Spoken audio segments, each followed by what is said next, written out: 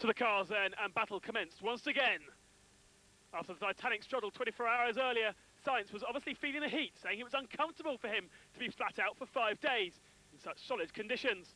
However, El Matador did have the upper hand going into the day, and perhaps this was enough psychologically to beat the Mitsubishis.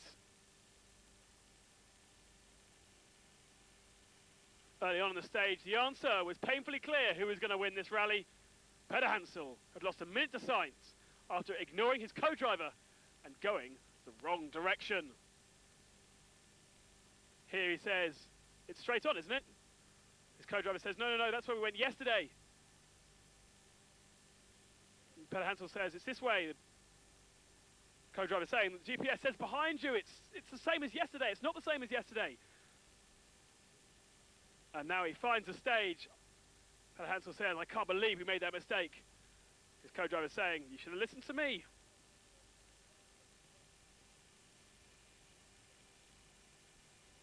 You can see the frustration in his eyes. So a simple mistake then cost Peder Hansel rally victory and meant it was the first major victory for VW. They, of course, were ecstatic with Sainz's performance.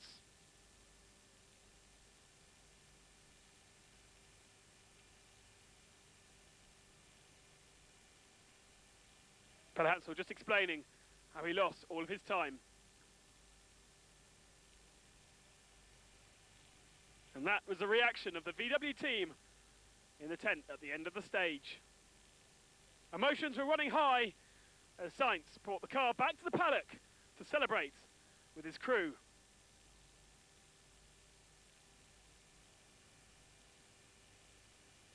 Second today, and therefore taking the final podium spot, was Dieter Depping, the second VW, also faster than its Mitsubishi rival. Third was Luc Alphand today, but he could do nothing of the VW's pace. The petrol Mitsubishi, just not a match out of the long corners. The first non-works car is the VW of Carlos Sousa, the Portuguese driver, finishing 5th, just over half an hour behind the winner overall. Savi is 6th position in his X-Raid BMW, and Gordon managed 8th spot after all of his problems. Today, he had another one. Breaking a wheel on his Hummer, he lost a further 2 minutes. The wheel being left on the stage. Robbie now heads back to America to take part in the Talladega 500, which starts just 30 hours after the rally here ends in Hungary.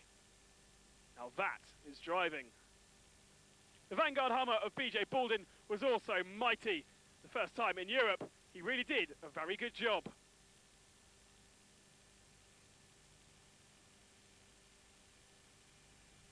Baldwin finishes the rally in 7th spot. So to the podium beside Lake Balaton, and Carlos Sainz gets the trophy for his victory. Finally, a smile on the face of El Matador. He says it was a very good race. The car was great and we had to grab every second we could, just like in a sprint. So I'm very, very happy.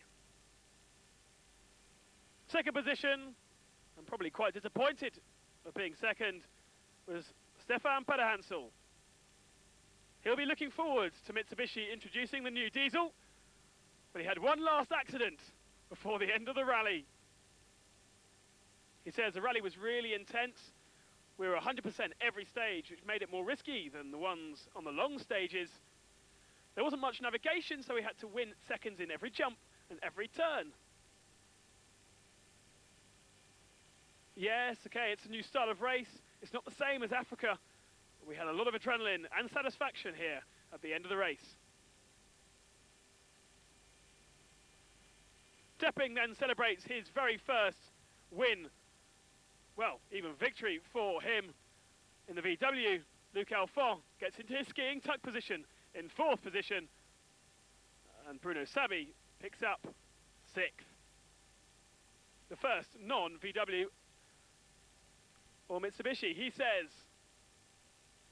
we raced within ourselves today with a Dakar rhythm to see what the car would do in those conditions. There's BJ Baldwin picking up his 7th position trophy. So the results then, Sainz from Depping, Alphon, Pederhansel and Baldwin. That was stage 7. And overall, Sainz wins, Pederhansel 2nd, Depping 3rd, Alphon 4th, and Carlos Souza 33 minutes behind in 5th position. 5 different truck brands made it to the top 5. The MAN truck of Hans Stacey has won all but one stage of the Central Europe Rally, and therefore the Dutchman wins the Behemoth race by 24 minutes. Second overall is a Ginaf driver of Wilfred van Ginkel. The Dutchman took 2nd after day 4 and has never looked back, consistently registering 2nd best time. Le Poix had problems on that day 4 and lost 2nd position. And in 4th position, Marek Spashil in his Liaz.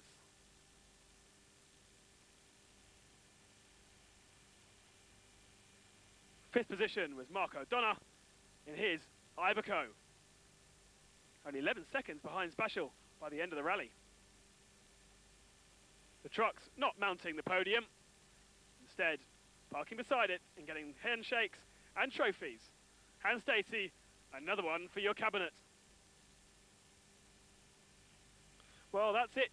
The end of the very first Central Europe Rally. I hope you've enjoyed watching and look forward to the next instalment very soon.